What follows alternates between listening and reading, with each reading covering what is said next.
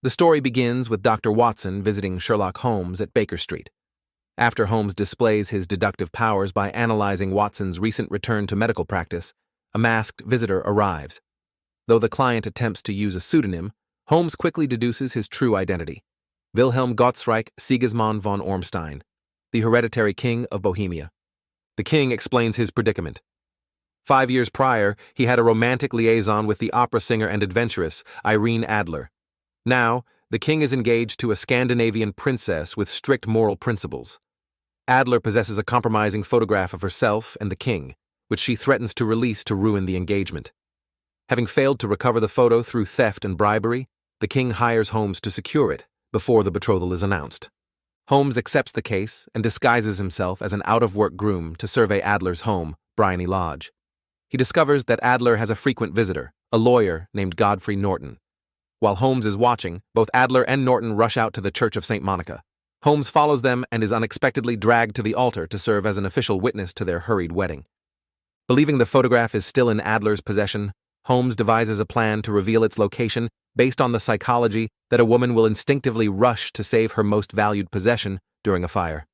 He disguises himself again, this time as an amiable, elderly clergyman. He arranges for a street brawl to break out as Adler returns home. During the chaos, Holmes feigns being injured, and Adler kindly has him brought into her sitting room.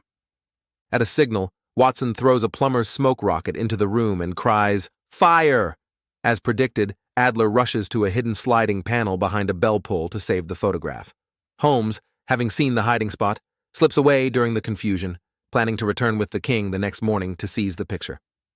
When Holmes, Watson, and the king arrive at Bryony Lodge the following day, they find the house empty. Irene Adler and her new husband have fled England. In the secret hiding spot, Holmes finds only a portrait of Adler alone and a letter addressed to him.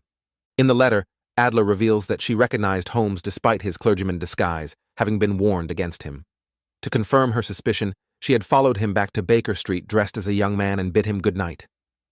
She assures Holmes that she loves her new husband and no longer wishes to harm the king, keeping the photograph only as insurance for her own protection. The king is immensely relieved that the threat is neutralized. He offers Holmes a valuable emerald ring as a reward, but Holmes declines, asking instead for the photograph of Irene Adler found in the safe. The story concludes with Holmes acknowledging Adler's superior wit. She remains the only person to have completely outsmarted him.